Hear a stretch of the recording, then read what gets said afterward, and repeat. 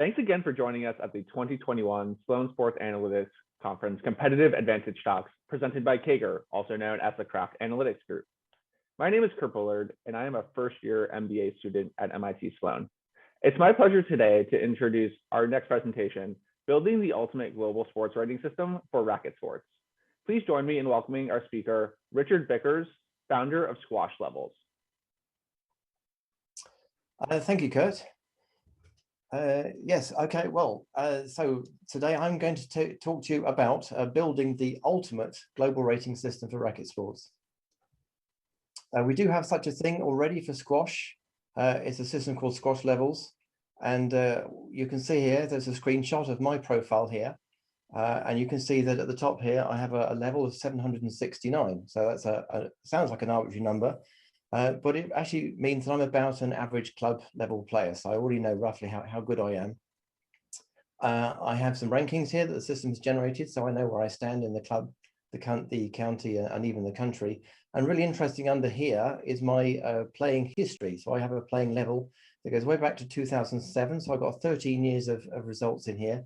It goes back to my first results that I have on the system. I can actually see my whole playing history here. I can see that in the early days, I was actually getting better. Obviously, things dropped off a bit after a while, but it's really interesting to see my entire playing career here with a level chart. So really, today I'm going to just talk about some of the magic behind these numbers.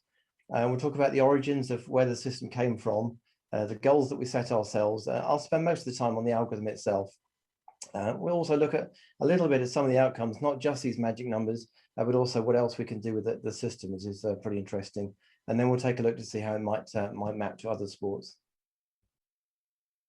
So let's start at the origins. Where did all this come from? And really, we're just always faced with these questions we just can't answer.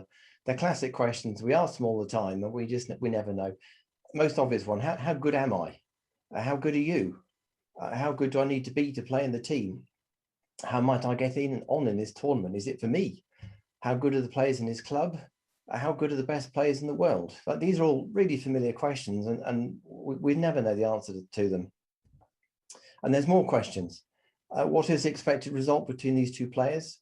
How would the top women fare against the men? What is the potential of this up-and-coming junior? What is the impact of age on playing level? These are familiar questions too. We could just never answer them. And then the really big ones. How would today's top players fare against those from previous eras? Who is the greatest of all time? Wouldn't it be great if we could answer these questions? So that naturally rolls into our goals. We would like to be able to answer these questions. And to do that, you need to be able to calculate a playing level. It needs to be a high resolution, mathematically derived number. It needs to be relative, so we can make comparisons and predictions. And it needs to be absolute, so it actually means something. It needs to be for all players. It needs to be completely inclusive, right from the lowly beginners right up to the top pros. It needs to span geographies across clubs, regions, countries, and it needs to span across time. And this is the big one. Playing histories can span decades, so you really want a system that works across time. And beyond that, there are even more worthy goals. Never mind the maths. We want to motivate and inspire participation. We want to be able to set and aspire to targets. We want to be part of a community. A global rating system immediately gives you a community. You're part of something. We want to provide talking points, social interaction, and the most powerful of all, banter. We want to increase engagement and energy levels, both on and off court, and above all, really add something of genuine value to the sport. So let's take a quick look at the algorithm. 10 years in the making. It involves maths, which is about mapping results to relative playing level, calibration, about making sure the levels are equivalent across geographies, weighting, making sure that we're allowing for the fact that some matches are more important than others.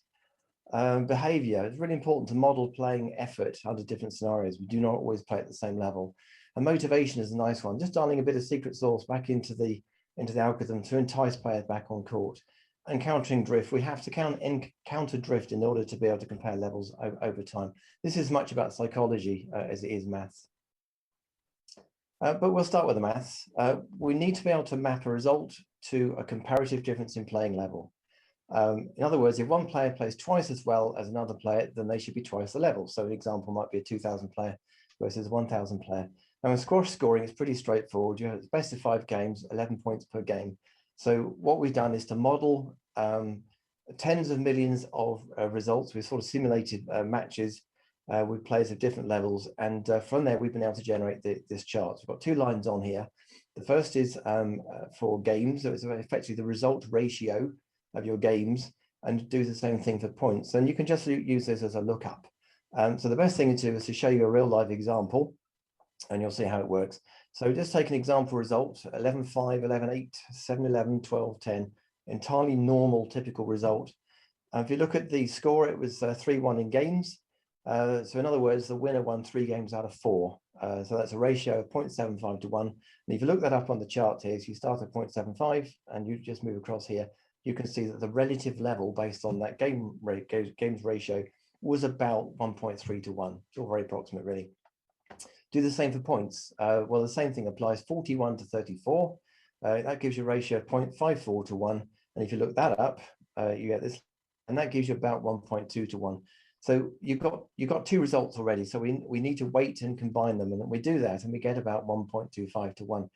So what that tells us is that the winner in this case actually played 25% better than their opponent, which is quite something. That's a really important thing to be able to do. We can take an arbitrary score like this, and we can say, well, actually, in this case, the winner played 25% better. So that's the fundamental mathematical part of the algorithm here. Everything's sort of driven from there.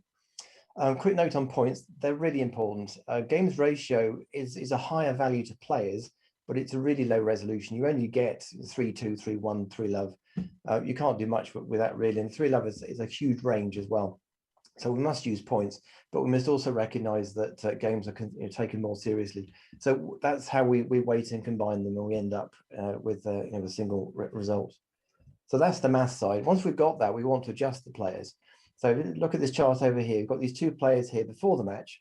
And what we want to do is that after the match, we want them closer, in this case, to 25% apart. So perhaps they start at 5% apart and they finish at, say, 20% apart. We've moved them, in this case, by about 7%. A little bit arbitrary. This already opens up a whole bunch of questions, really. Yes, it's closer to what the result showed us. But how much damping should we actually use? That's a big question. Should both players be moved equally and opposite? Well, mathematically, yes, they probably should. That's certainly the easy thing to do. But behaviorally, you may not want to do that. Behavioral factors can lead to unequal adjustment. And as soon as you do that, that's when you start to lose loss across the level, across the system, and you end up with drift. So we'll talk about that later on. But this is a fundamental, at least beginning to adjust the players. And over time, in more and more matches, they get closer and closer to the actual playing level. It only takes 2 or 3. A couple of notes here. This is about comparing actual with expected result. It's not about winning. It's about comparison with actual versus expected. So the loser can actually go up if they played better than expected, and the winner can go down. So that's really important. It's all about expectations. Let's look at the calibration. This is about level equivalence across clubs, regions, countries, and geographies. So look at this diagram here. This represents 4 clubs, A, B, C, and D. And this is about making sure that if you're a 1,000 level player in Club A, then you're the same standard as a 1,000 level player in Club B. This could be countries, it could be any pool of players really, but we'll just look at clubs for now. And what we depend on is having players who play, in this case, both Club and Club B. That's A and B. So as they cross this club boundary, you can actually look at their results here. So in this chart here, you can see they're playing level as they played from club to club, and you can average them and end up with a case like this, where it looks like Club A is perhaps a bit higher than Club B. So now we know what the difference is, we can actually make some adjustments and we can calibrate across them. So this works across countries, counties and clubs and so on. You can obviously see it's a bit harder with Club D. There are other techniques we have to use there, but fundamentally, this is how we do calibration across geographies. And it works really well. There's a lot of players playing for multiple clubs, and they play equally well for their clubs, and their opponents mostly play for a single club. That's an important one. It works really well, but it doesn't work so well if some of the players treat some club matches less seriously than others. And you do get that. Club A is that's just a laugh, really. Here's a really interesting one. Their opponents are really from their own club. That does happen. You often find small groups of players and they just play each other all the time. They might play in Club A, they might play in Club B. It's the same players. You can't do anything with them for calibration. You have to be able to spot that and ignore them. But, the other case is behavioral. If the players are not well matched, any behavioral case you really don't want to be using for calibration. So at the end of the day, we want as many representative competitive matches as possible. The trouble is, by the time you filter down to those, we often don't have enough. So just hold that thought. So let's take a quick look at behavioral modeling. Player behavior is affected by different scenarios, so such as how seriously they treat the match, how seriously they treat their opponent, and all this maps to reduced effort. Typical examples being exhibition matches, tournaments, weak opponents, even summer. You find the whole system out. So we can learn from the 2 million matches on the system, and therefore, from that we can then map and predict player behavior. And here's an example over here. This is the case where you've got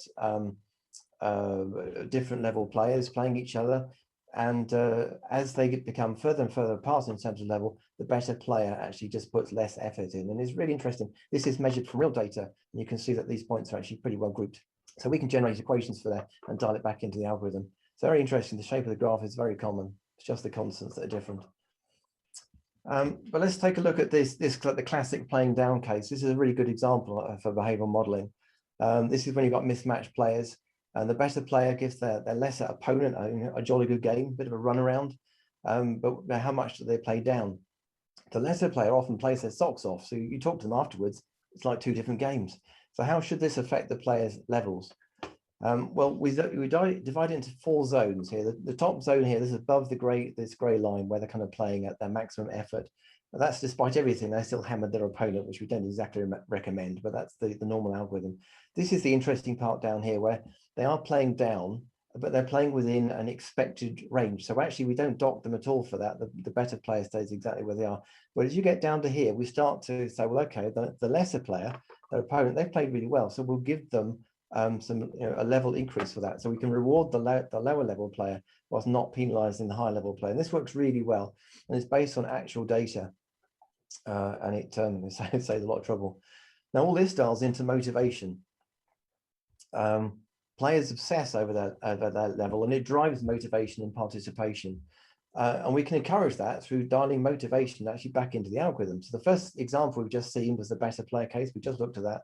We don't penalize the better player for giving their opponent a good game, but we do bias their opponent with a little uplift and reward them for their efforts, as long as they play well.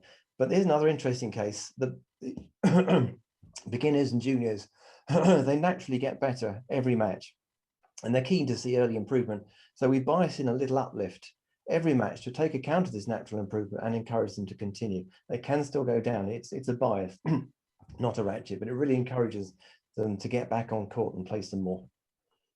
Now, we talked a bit about drift. Well, look at this. This is fascinating, really. This is about calibrating over time.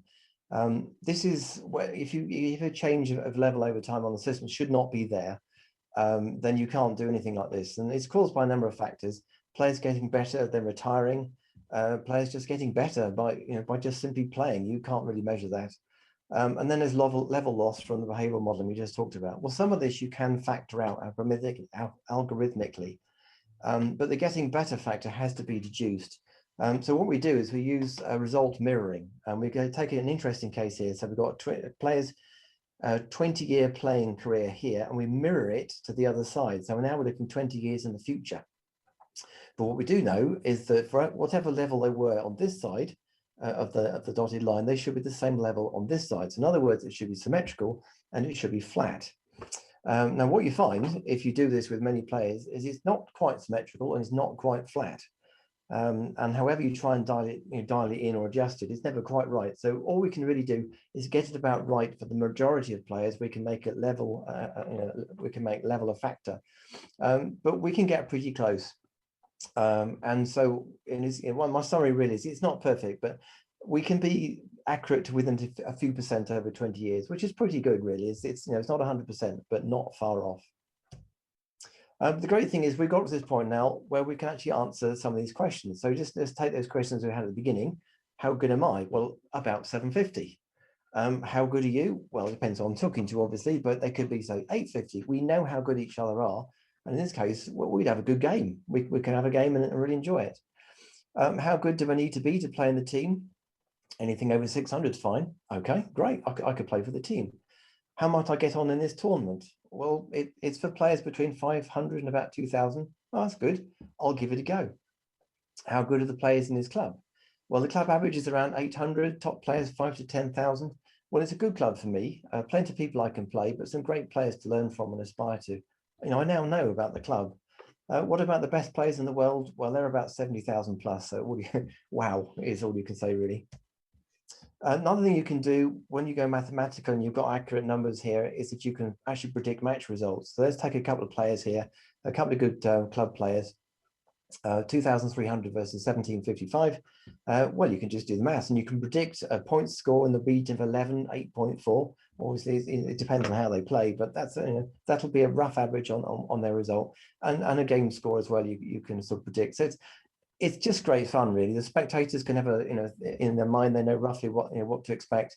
The commentators can talk about it, and maybe you can even use it for betting. And I have looked at betting sites, and these results are pretty accurate. This one I really like. This is about curing drift. Once you've solved all of the behavioral factors, and then you can solve drift, you can start to do this sort of thing. A couple of top players in squash. We've got David Palmer, who is a really top player from the early 2000s. Mohamed Shabagi, who's a top player now. Never played each other at the top of their game, and yet we can see sort of roughly how potentially they'd get on, what sort of levels they got to, where they were when they were actually playing each other, and you can even see the shape of the profiles. It's fascinating stuff. When you look at different pros or amateurs, anybody, you can see you and your mates. It's fascinating to compare some of this stuff over time, but you need a really good algorithm to be able to do this. This is interesting as well. The age analysis. This is for the pros. If you do percentiles, and this is actually top one is top 10, you can see just how good these top pros are. There's a 2-to-1 gap even before you get down to the 90th percentile. But it's interesting. You can see that there's a clear peak here from about 25 to 30. Not unexpected. That's probably how top pros are. It's just great. You can see the chart for it here. It's really steep on the way up, and it's really steep on the way down. But what I found really fascinating is that the rise part of this is actually very, very linear. So potentially you can predict the potential of juniors. Who knows? But you could look at it here, and it's very interesting to see some of these stats here. So for instance, by the time these top players are 13, they're already knocking around the 10,000 mark, and that's like top club county players at the age of 13, which is pretty scary.